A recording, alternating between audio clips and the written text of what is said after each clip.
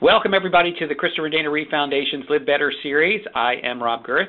I'm the Director of Digital Media here at the Foundation, and today we're talking about riding and rodeo, which, judging from the pre-show that I was listening to that you didn't have privy to, it's going to be a very cool hour that we're going to spend here. And we're lucky enough to have an expert on the subject, and you will meet her in a minute. But first, a little housekeeping. We are going to do some question and answer at the end, and you'll be able to use your chat feature for that. And here is our operator, Daryl, with the details on how to do that. Ladies and gentlemen, if you would like to ask a question during the presentation, please use the chat feature located in the lower left corner of your screen. Thanks very much, Daryl. And our host today, of course, is Candace Cable. She is a contributing member to the Christopher Dana Reeve Foundation. Candace is a 9-time Paralympian who has won 12 medals in both the Winter and Summer Games. Candace Cable, thanks for putting the show together. It sounds like it's going to be a very cool hour. Thanks, Rob. Thanks, Daryl. And thanks, everyone, for joining us today. We really are honored to have you here for this Christopher and Dana Reeve Foundation Live Better series, Adapting Life. This is where we have an opportunity to spend some time with a guest who I call an expert on the subject because most of my guests have way more knowledge on what we're talking about than I have, and I'm learning and excited as we move along. They are giving us a lot of, kind of tips and tricks of the trade of whatever it is that they're into, and also how to really adapt in our lives and move forward the best possible way. And today we have Amber Lee Snyder. Her background, this girl is a honest-to-goodness cowgirl. She was born in California, and she began weekly riding lessons by the age of 3. And at the age of 7, her family was going to move to Utah, and she made her father promise to buy her a barrel horse or she wouldn't move with them. And he made good on the promise, and from that point on, rodeo was her passion. She's a member of a family that has 6 children, and it's such a tightly knit family in faith and the outdoors. It looked like from the pictures that Amber Lee sent me that they're all riding horses. They're all busy doing things outdoors, and that they have a fair amount of property to be able to explore. And we're going to find out more from her about that. In 2009, she qualified for the high school rodeo finals and won the all-around cowgirl at the National Little Britches Association. Now, the next year was a real turning point for her because in January of 2010, at the age of 18, her life really changed when she was driving to a stock show in Denver and she rolled her truck. It resulted in a spinal cord injury, and Amber Lee didn't let that stop her. She really just moved right forward. She told her family that she needed to get back on the horse, and people said to her, well, I don't think that's something that you can do. But within 4 months, she was back on the horse again, back in the saddle, so to speak. She's now competing in barrel racing, and she goes to places in Utah, Idaho, Colorado, and Nevada, and it could be even other places further than that, and we're going to find out. She's also attending Utah State University, studying agricultural education, and plans to earn a master's degree in school counseling. Amber Lee is comfortable sharing her passions in front of groups on videos with her Wheelchair Wednesdays, and also is in the process of making a movie about her life. Welcome, Amber Lee, to our Adapting Life webcast. Thank you for joining us. Thank you. Thank you. That was a great introduction. Oh, thank you. I got behind on the pictures, and I feel really bad because I started flipping through them really fast. So anybody who's listening to the webcast, you have to go back and check these out because, we have plenty of pictures coming up, but Amber Lee has definitely got a lot going on with. I love the Wheelchair Wednesdays. I'm going to cue up this video, and I want you to tell everybody a little bit about how you came up with Wheelchair Wednesdays. Okay. Do you want me to tell them now, or do you want to play the video first? Yeah. Go ahead and tell them, and I'll cue it up as soon as you finish talking. So I was getting asked a lot about how I did things. I mean, how I got places, especially with my horses, because I mean, I'm the first one that's getting on horses and competing in rodeo, even though I'm in a wheelchair. And so after getting asked all these questions, I was thinking, you know what? I need to be able to just inform people. I need to be able to just educate people on not even just with my horses, but life in a wheelchair. I feel like there's so many people that are unaware about everything that we have to do. I mean, just daily planning that has to go into our lives. And honestly, I was just sitting in my room one day, and I was like, Wheelchair Wednesday. You know, because they have these things every day on Instagram and on Facebook about Woman's Crush Wednesday or Throwback Thursday or Flashback Friday. And I thought, okay, you know, those are catchy, so I'm going to have my own. So I thought Wheelchair Wednesday, I think that would be a great opportunity to just show people how I do things in my daily life, whether it is with my horses or without my horses, just to help people understand what life can be like. And I was nervous at first because I thought, oh my gosh, people might think that Wheelchair Wednesday sounds so cheesy. But I got on my Facebook, my fan page, and asked everyone, you know, I said, does this sound like this would be an idea that you guys would be interested in? And they all loved it. So that's what I've been doing. I mean, I'm on week 20, 21 or 22 this week. So I've been doing it for a couple months now. Oh boy! And you know, the latest one you have up, we tried to grab that, but we weren't able to. Is about your cowboy boots and how you put a zipper in them and how you get them on and off. And I really love that because you address the issue that so many of us have that are paralyzed, of the toes curling and not being able to get past that turn in the boot. And so I encourage anyone who's listening to this to go to Amberly's Facebook page or her YouTube channel, which is under her name, and check that video out because you too can enjoy cowboy boots again.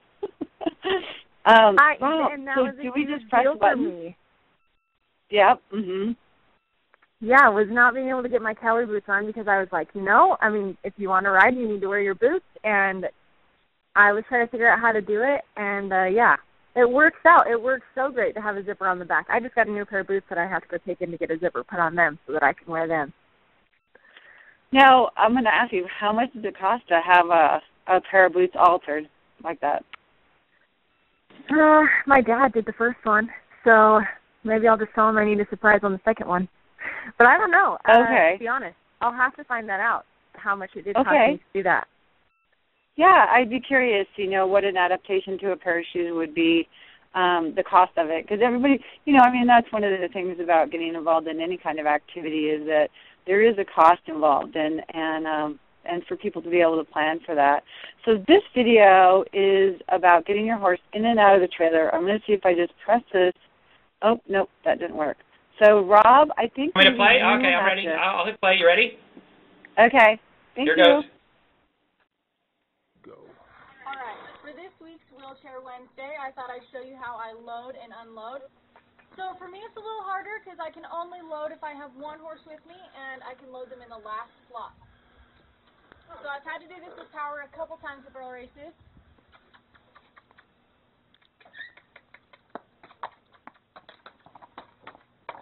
You just do this with ease, Amberly, I'll tell you. Getting in for me. Just like it's nothing. The last hole. So that would be to load him. Unload him. There's a little more trust that has to go into this one because I can't jump in and ask him to back out. So, here, buddy. Sometimes he takes a little bit of coaxing to get him out.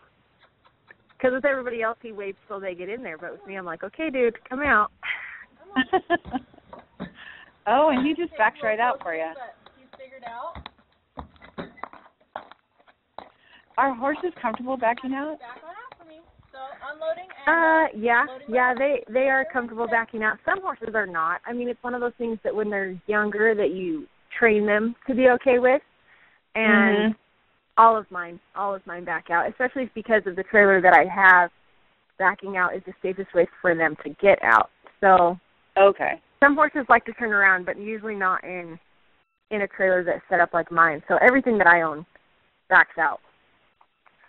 Okay, and so we're gonna go back in time, young lady, and I want you to share with us growing up. How did you get this love of horses, of rodeo? Was it part of your family that everybody was already riding? We want to know, how did it start for you? So actually, my dad was a Major League Baseball player when he, well, before he was old, like now. But he played Major League Baseball, and my mom, when she was younger, she was a cheerleader and a gymnast, and she rode horses. She didn't compete in rodeo, but she had a horse when she was younger, and but then didn't have it when she was older. And so when I came along, I have one older sister, and she was interested in gymnastics. In my family, we all have really dedicated sports that we compete in. So my older sister did gymnastics, and when I was really little, I showed an interest in horses, and my mom just thought, okay, you know what, I'm going to take up on this, because she didn't get all the opportunities that she wanted to. Like I said, she didn't get to compete in rodeo. Her family couldn't afford it. So when I showed that interest, she definitely captured it. And, I mean, down to when I was just little, she would take my hand and she would just trace the barrel pattern on it over and over and over. So it was just ingrained into my head that it's what I wanted to do. And we lived in California at the time, and a place finally took me as a 3-year-old. That was when I very first started to ride was when I was 3, and fell in love with it. I mean, absolutely fell in love with it. I only took a break for a little bit because I was frustrated. I would leave riding lessons, and I would tell my mom, I couldn't get, my horse's name was Cha-Cha at the time. I said I couldn't get Cha-Cha to go any faster because my legs were so short they couldn't even pass the saddle blanket, the saddle pad on my horse. So I actually did karate with my little brothers and gymnastics with my older sister for a year, and then I went back to horses, and I've never changed since then. So my brothers. And what was it? What was it about the love? What was it about riding the horse that really just it grabbed a hold of you? All of it. I mean, I just loved them from the beginning, and then I loved being able to be independent. The first horse that I had was a pony. I wanted a pony because being so tiny, I wanted to be able to saddle by myself. And I couldn't do it on a big horse because I was too short. So I got a pony first. Her name was Gabby, and that was the one I had in California, and I just loved it. I don't know. It's like one of those things that everyone finds that niche. Everyone finds that one passion that you absolutely fall in love with, and horses was it for me.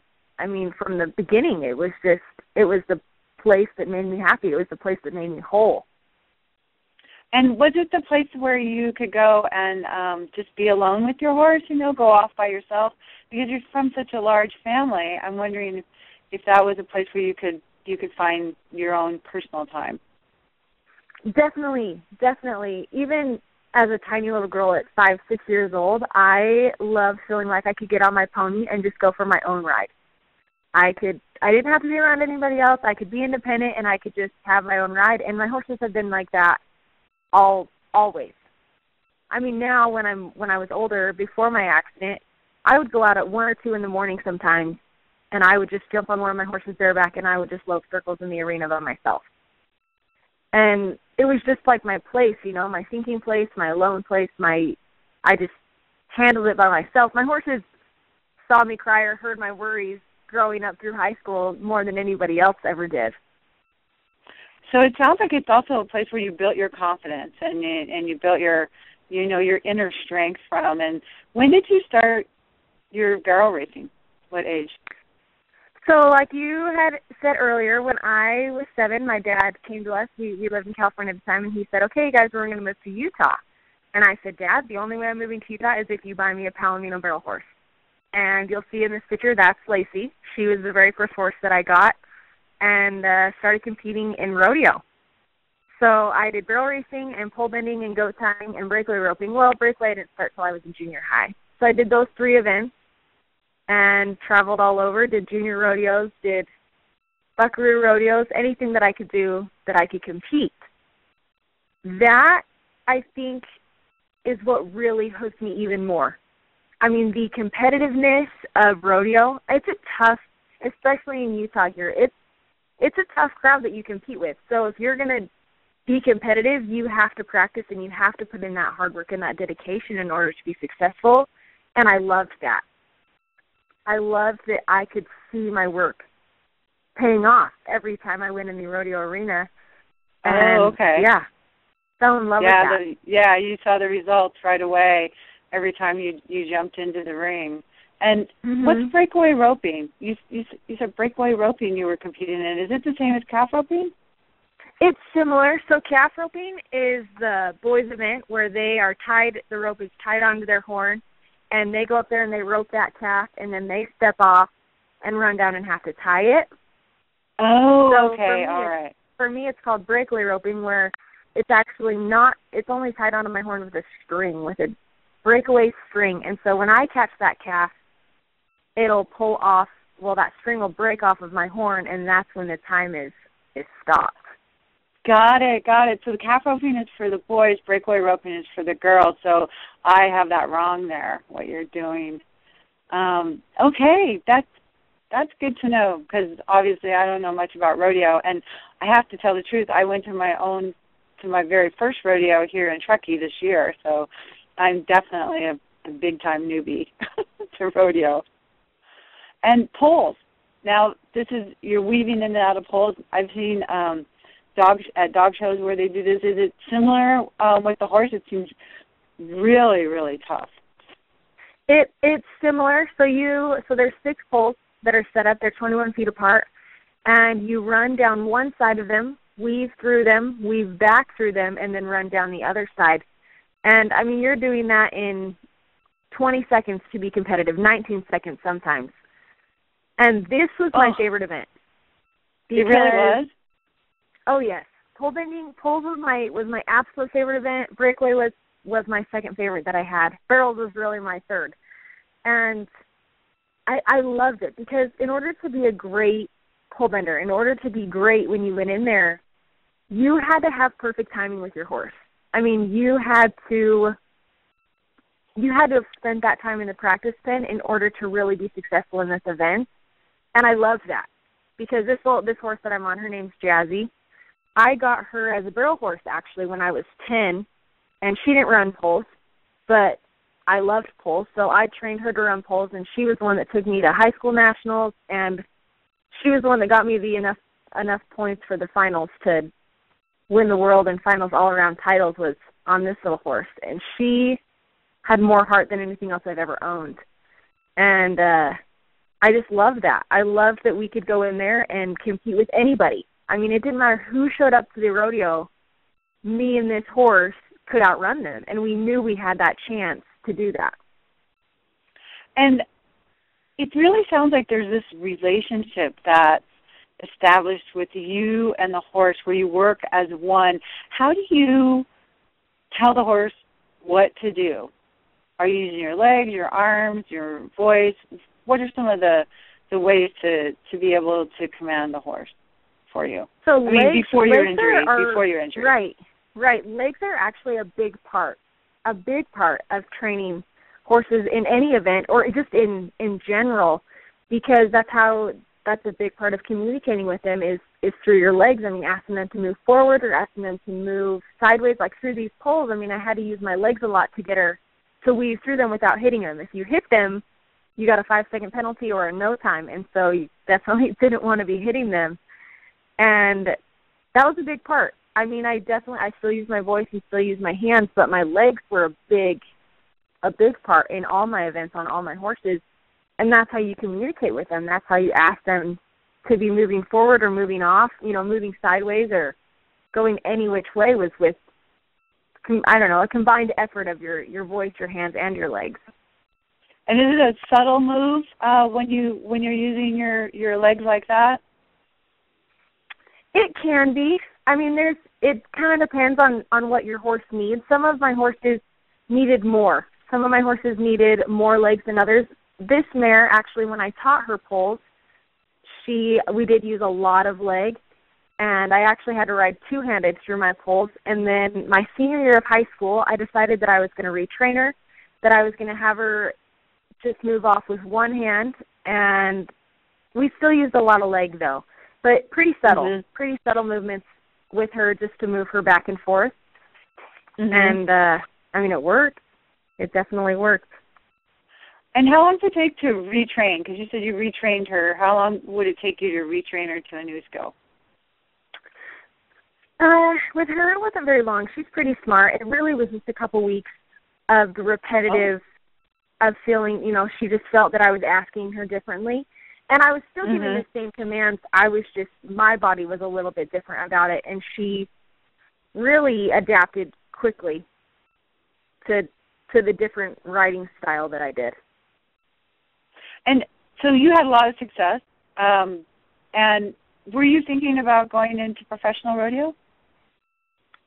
Yes, absolutely. So this was when I was 18 years old right here, and that was at that rodeo. Both of those pictures you actually see, I'll go back. You see both these pictures were at the Little Britches Finals in Colorado. This is in the breakaway roping, and this is in the pole bending, but they're both in Colorado. Okay. And that week, I came home with this. I came home with 2 saddles and 11 buckles and over $500 from that one rodeo. And that was a huge deal for me. I mean, this was something that I had worked for my entire life. Winning the all-around is being the best person there. You can win events, you can win singular events, but if you win the all-around, it means you were consistent in everything that you do. Absolutely. So I went home with that, and it's an amazing feeling to have my name called when I won these 2 titles. Seriously, one of the happiest moments of my entire life. And it really shows your consistency. Permit. Huh? It shows your consistency. It does, yeah, because you can't win an all around if you're inconsistent in any of your events. So after this, I had one more year of being eligible for the Little Britches, and my little sister competes with me. I only have one other sister that rodeos with me. It's my littlest sister, and she asked if I would do it one more year with her. So that was our plan. I mean, we were planning on hitting a lot of rodeos that next year together, and I was going to get my permit, my pro rodeo permit as well, and start competing in those, which I was actually going to do when I got home from Denver, Colorado, which is where I got in my car wreck, was on the way there. So I was planning on coming home from there and buying my permit and starting pro rodeo, but life definitely changed. Yeah, life got in the way. So tell us what happened. Is this, you hit a pole? Is that? I did. So I was going through St. Clair, Wyoming, and I looked down to check my map, and when I looked up, I'd faded over a lane and was heading towards the mile marker on the side of the road, so I grabbed my wheel to correct my truck. Well, that just sent me sliding across the road, and my truck, it was pretty tall. I mean, 35-inch tires, 6-inch lift. It was pretty high off the ground, and so I knew that if I didn't get my truck back straight, that it was going to roll. So that's what I tried to do, is bring it back straight. Well, in the end, it didn't work, and I started rolling. Well, I had taken my seatbelt off less than 10 minutes before this accident and was ejected through my window and hit a fence post. That fence post on the top is what I hit. Well, not that one, but that's exactly what it looked like, is a fence post that looked just like that, and I hit it across the stomach going about 70 miles an hour and broke it off and carried it another 20 feet with the fence.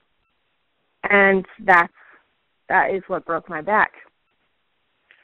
Oh, okay. So you actually hit your body hit that pole. You were away from the vehicle after it was damaged like this.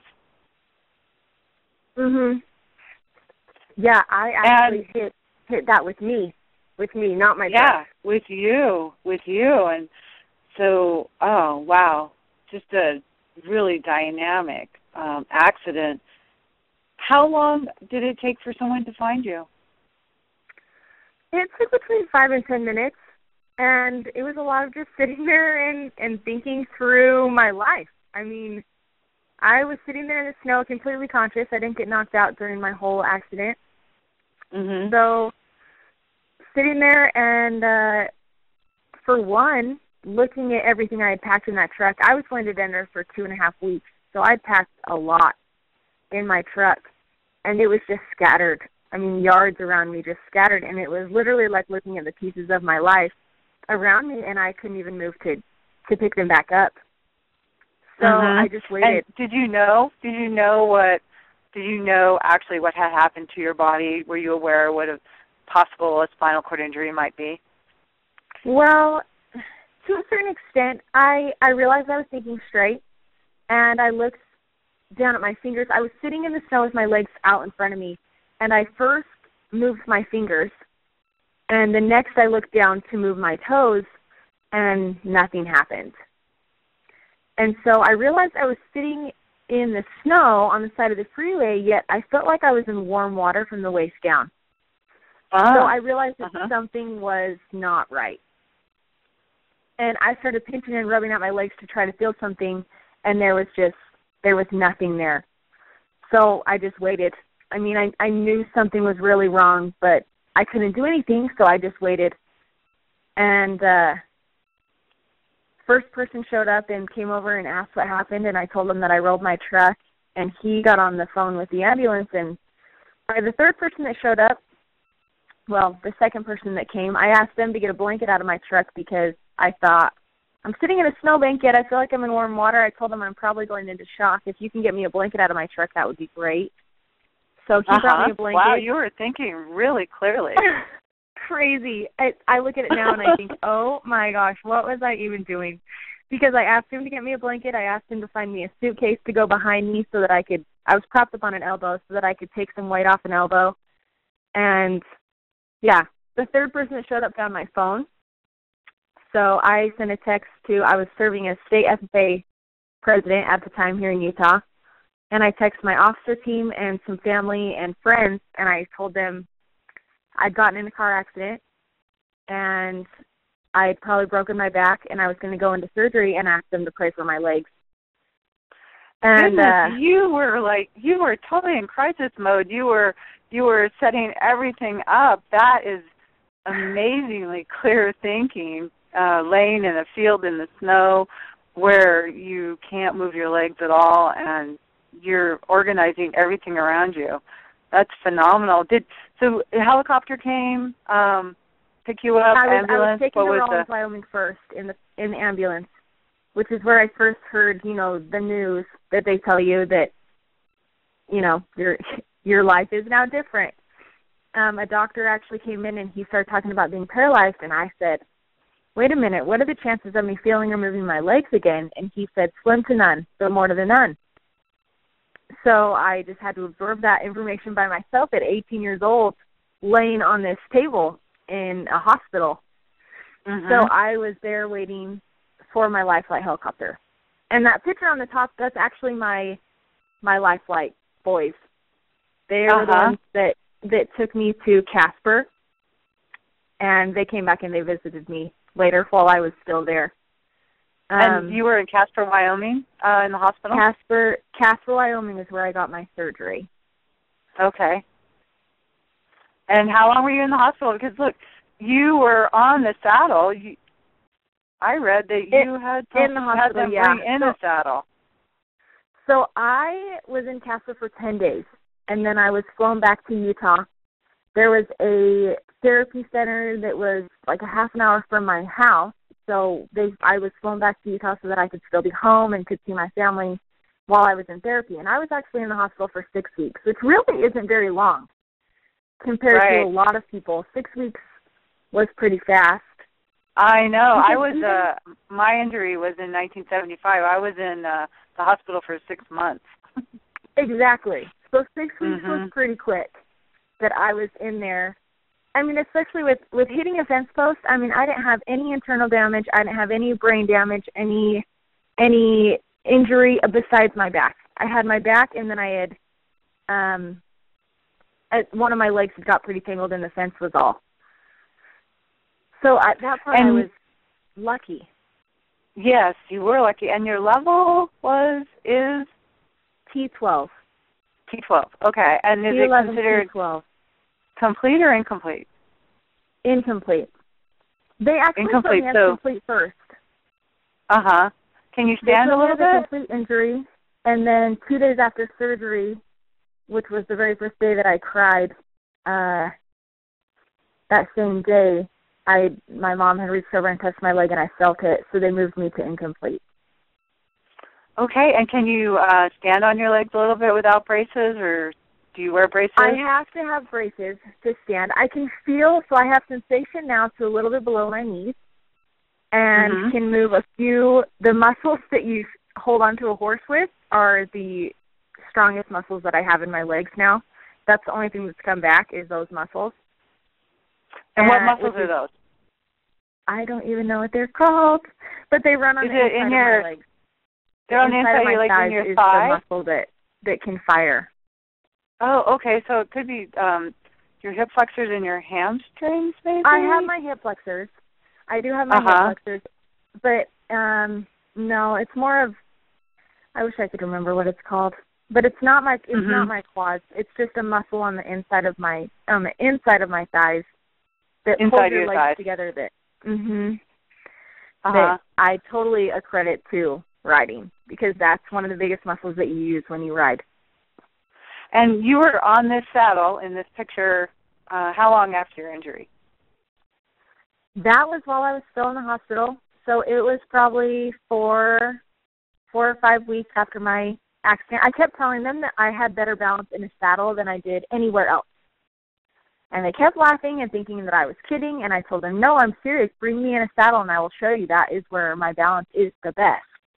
So we brought in, that was one of my saddles that I'd won that was at my house, and so I had my dad bring my saddle stand and my saddle in, and I got lifted on my saddle so I could show him that my balance really is better here. And it was.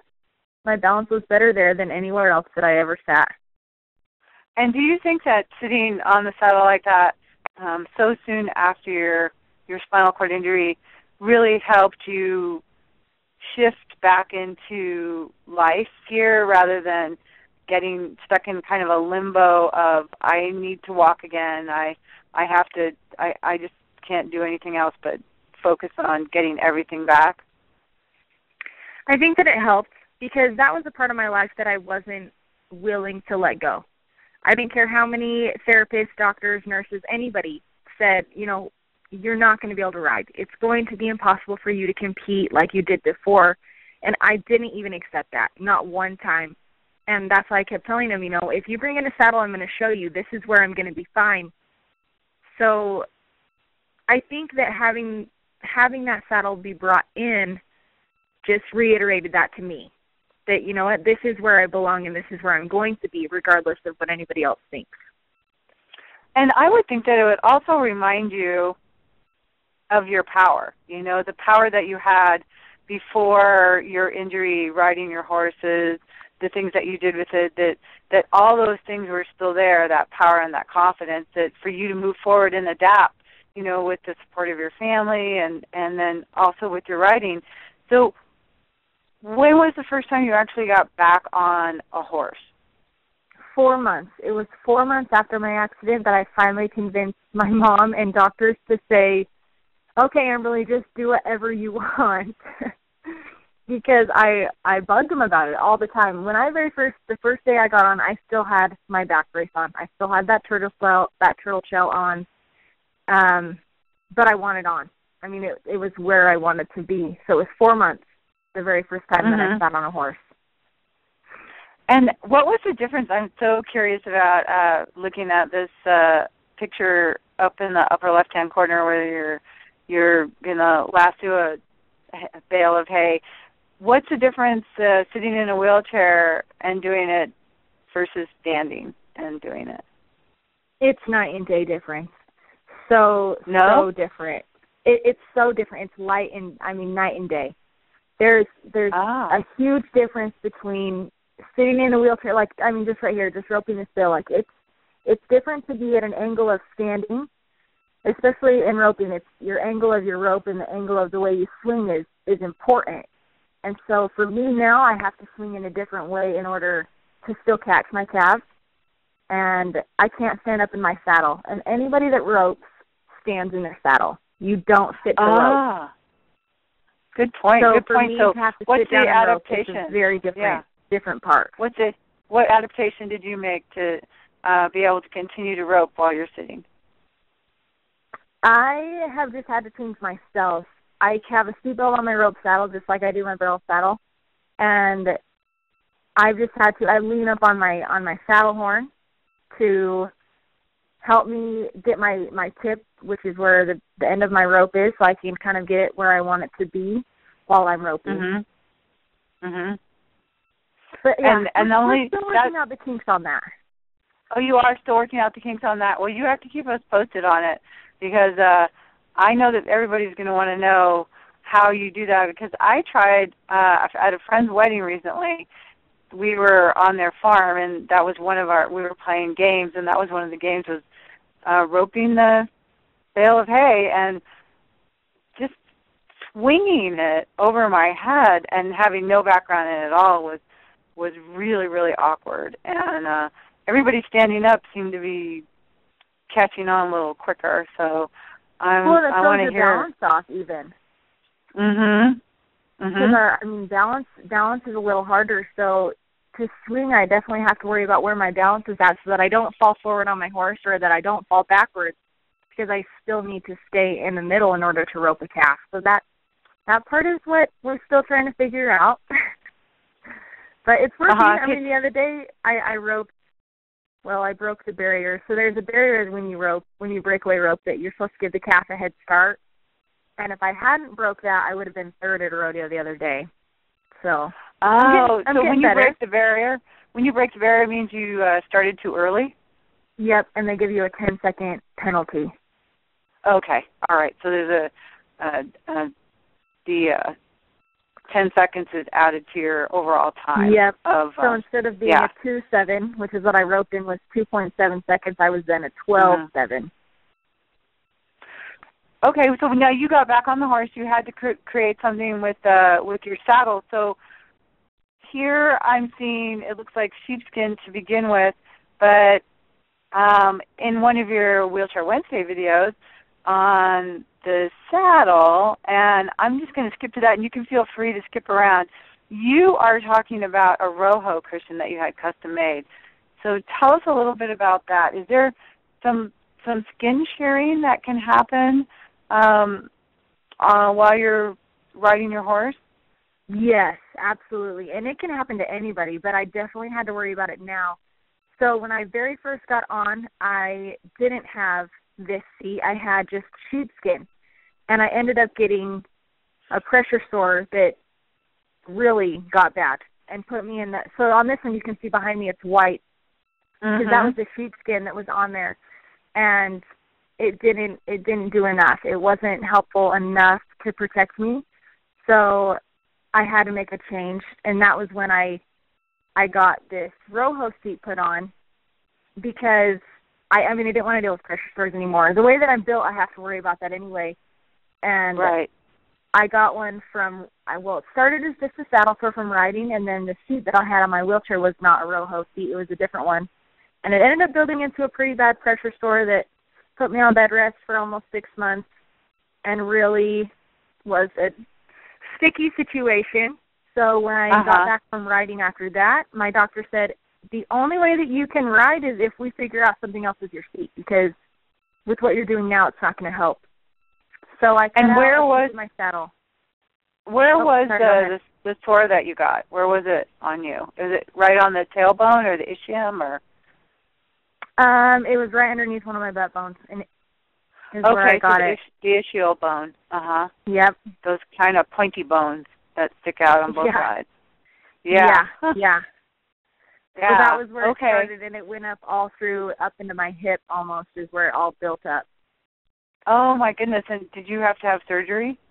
I did because it got as big as a softball size that I was just missing. So I ended up having to have a wound vac for a year because they wanted to do the surgery, but in order to get the surgery on that, you have to be on bed rest for quite some time, and I still wanted to rodeo because it was rodeo season. So I just had a wound vac, and I would unhook it when I ran barrels, and then I would hook it back up right after, and waited until December when it slows down to get the surgery. Oh, okay. So you stayed active while you still had the wound, and you didn't have any problems with infection or anything like that. It was infected almost the whole time, actually. But it wasn't. But I was on IV antibiotics, so I had a PICC line that was in that I would do my antibiotics, and then I'd go ride, and then it was kind of a mess. And I'm stubborn, so I still wanted to be riding, even though that all this was going on. Right. So you really rode the knife's edge on that one. But it sounds like you were able to heal it, and you moved on to the Rojo cushion. Now, how long have you been on the Rojo cushion, and has it been successful in keeping you wound free? Yeah, it has definitely made the difference. It was a little harder at first because it is air. I mean, it's air cells, so I had to change. It affected my balance a little bit, but it has helped. It's made it so that I can be on my horse really for a couple hours and not have any problems at all. And I've had it. I got it put on after my sore started in December, so I've had it almost 2 years now, and I haven't had an issue since now. So you've been wound free with this Rojo. So that's totally made the difference. Oh, and as you said with the balance, because I know I tried sitting on a Rojo for a while, and there's a lot of movement with it. How did you have to adjust with your balance to compensate for that? I had to, really, it can throw me forward on occasion, so I have to be able to balance sometimes with my hands off the front of my saddle in order to keep me where I want to sit. I have to prepare for my turns a lot so that I don't get thrown off in any way. And it just took time. It took time and practice and the feel. I mean, I'll go out now and I did this when I was before my accident, that I would go out and I'd put my arms out to the side and I would just lope a circle on my horse and just really focus on the feel of my horse. And so I'll do that still with my saddle. I'll just put my arms out to the side and I'll just let my horse lope and I'll just really feel where my center of balance is so that I can improve that. And what does that mean when you let your horse lope? Is it between a walk and a gallop? So they walk, they trot, they lope, and then they run, or gallop, I guess is what people can call it. And so it's the in between before they're running. Oh, just before they're running. So it's a little bouncy then, and a fair amount of movement. Yeah, it can be, yeah, but I mean that's where I spend most of my time is in a lope, and so that is where I need to make sure my balance is good. Right, where you're testing your balance most, and this piece, you were saying this strap that you created is new, and tell us a little bit about this strap. So this was the last piece that I had to put on my saddle in order to run. I had the seatbelt put on first, and then the Velcro straps go around my legs. That was second. And then this piece, when I was getting ready to go through barrels, I was sliding still, just a little bit. The buckle on my right hip was keeping me center, but on the left side where there wasn't a buckle, it wasn't keeping me in the middle of my horse. So this strap was the last one that I put on, and I don't have that leather piece on there anymore. It was bugging me. So I took it off, and I just have the plain black piece of nylon there. And it just keeps me center so that when I go around a barrel, I can still be riding to my next one. Because, I mean, it's speed. The whole event is speed. And so I had to make sure that I could be running as fast as I can. And if I was sliding to the side, then I wasn't able to really push my horse to the next barrel. So that was the last piece that I put. And yes, and it did show. There's a picture a little further of how much angle you have to create when you are barrel racing. So this is you have this strap, and then you also have your seat belt, which it looks like they both almost go around the same area, maybe the seatbelt's a little bit lower than the strap? Yeah, the seatbelt, so if we went here, let me go back to this one and I can show it to you.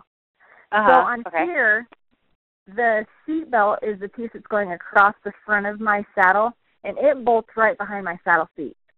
And it runs across my whole lap. Then that Velcro strap attaches behind the seat. It's on that bottom right picture. You can see it attaches behind there and runs diagonal to the front of my saddle. Oh, okay. So on that one, we're looking at the back of the saddle there. Mhm.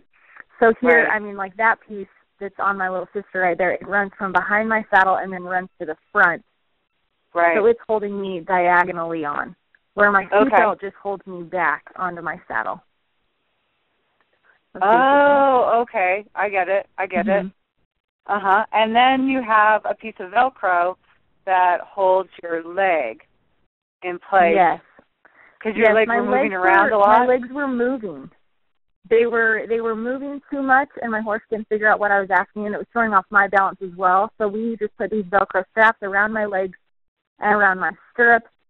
It's called the fenders, higher around my stirrups so that it could hold my legs more steady. They still move, but they aren't distracting. They aren't distracting. And so you're Velcroed in two places to keep the legs stabilized. Now, are they Velcroed so that they stay close to the body of your horse, or are your legs just a little free so that they can move a little bit? They mostly are holding my knees from moving out. So my feet essentially can still move out, but I wanted my knees to not be moving. I wanted them to be staying next to my horse. And so those Velcro straps hold my knees closer to my saddle so that they're not moving out. And when you are, this one right here, when you're coming around a barrel, are you countering your weight the opposite way the horse is going, or are you leaning with the horse? I'm with the horse. You want to be with the horse because you don't want to be in their way. You want to be helping them. So I have to, and that part hasn't changed very much. I mean, I have to keep my body center in the middle of my horse's back no matter what direction he's turning. And then my shoulders, I mean, they're just staying, I have to prepare, I have to be a little bit ahead of him in order to really stay with him when I'm going around a barrel. So you're actually angled a little more. So here you can see that I have to lean a little bit in order to keep up with him so I'm not behind for my next barrel. Oh, okay. So it's a little bit like skiing gates. I alpine ski raced for a while, and it's you're always looking ahead to the next thing, and so the lower half of your body might be going around the gate, but the upper half of your body is really starting to go towards the next gate. And that's what it sounds like you're doing with the barrel, is that you are getting yourself ready actually for the next one, not the one you're at anymore. Yes, and that's what I have to be doing in order to not be, and everyone has to do that, not even just me, but anyone that rides. If you're not getting ready for that next second, that next moment of your horse coming out of that barrel, then you're behind. And if you're behind a horse, then you're in their way, and they're not able to run and compete the best that they can. Okay, and when so as you said, it's the same for someone who's able-bodied or someone spinal according to riding a horse. It's exactly the same move. And what are some of the other moves that are exactly the same that cross over for you that you don't have to make any adjustment? Is it everything really, or only a few? A lot. I think the biggest change is that I can't use my legs to communicate, and so that is the biggest change for me that I have to, is that I have to try and make up the difference. That I have to use my voice and my hands, or I have a whip that I can use as well on him to ask him to be moving forward. And that's really the change between people who are able-bodied and what I'm doing, is that they can kick and ask their horse to move in any certain direction or forward. Or, they can be asking them to go faster with their legs that I can't be doing. But everything else, I mean, you ride it I ride a horse essentially the same, that if somebody went to a rodeo and they watched me come in, if they didn't know that I was paralyzed, they can't tell. And because are you giving commands? I ride the same. Because you ride the same. Are you giving more commands than with your voice and with the reins, with your hands? Yes. I have to pretty much be my hands and my legs all through my hands. So if I have to ask my horse to move over or do something like somebody else's that has their legs work, I have to ask it all with my hands. So I do a little more. Mhm. Do you have any commands that you created specifically because you can only do hand and voice commands for your horses? No, I do everything the same that I did before. You know, you can kiss at them or cluck at them or where you put your hands. And I'll have Wheelchair Wednesdays at some point where you'll be able to see how I ask them to move. But no, essentially I ride the same, just sometimes I have to be a little more dramatic about it. Okay, so just a little more aggressive, and again, probably consistency, of which it's one of your skills is being consistent. Your horse, though, when you're teaching a horse to really to respond to the voice and the hand rather than the legs. Do you have any special drills that you do? Yeah, there's some. I have to make sure that he is listening. So there are exercises that I do with him, and it's the same ones that I did before, but I just do them on a more consistent basis now to make sure that he's always listening. Okay. Yeah. And paying attention to where my hands are and what I'm asking. So I have to do those exercises on a more consistent basis, but they're the same ones that I've done before. Well, it sounds like most everything has been just adapted a little bit and then crosses over almost exactly from previously when you were riding before your injury to after. Now, getting on the horse and getting off the horse, do you always have help like this, or do you have another way of getting on and off? At this point in time, I need to be lifted on and off, more on than off. I have not figured out how to climb on a horse yet. Yesterday, I was actually running a few ideas through my head that I might be able to figure that out soon enough. Probably not on my barrel horse. He's really tall. But on my rope horse, that I should be able to lift myself on. I don't know yet. Don't get anybody's hopes up, but I'm going to try to figure that out. And so right now I do get lifted on. And being lifted off, I can do that as long as my chair is next to a fence or my trailer or something where I can have another point of using, another point of balance that I can lift myself down into my chair. Getting off is a lot easier. Okay, so you're using gravity to get you off it, and by making sure that your chair is up against something so it stabilizes it, so it doesn't go anywhere, or it doesn't flip over? If it's next to a fence, then I can put one of my hands on the fence, so I can lower myself between my saddle and the fence. I can just lower myself down into my chair. Mhm. Oh, I get it. You actually have something else to hold on to. That's about the height of the horse. Yeah. Got it. Yeah, similar to so that way I can just lower myself down. Yeah, getting out of your truck. It's similar to that, where you put your hand on the door. Yes, exactly. Yeah, like that. And the seat. Yeah, exactly. And ever think of possibly creating a little portable ramp thing that raises up so that you just have a little more height? So I actually have an engineering group here at Utah State that is in the process of, we are building one. We are building a hydraulic system that will go on the side of my horse trailer that will make it so that I can just wheel up there and it'll lift me up to the height I need to in order to transfer over. Okay, all right. Yeah, and think about something portable too, making it pretty easy, no matter what, like not necessarily needing a trailer or hydraulics, because from watching your Wheelchair Wednesday videos, I know you don't like a lot of peripheral equipment to help you get through on the things that you need to do. any last bits of ideas or information about riding that you would throw out there to someone if they wanted to get started?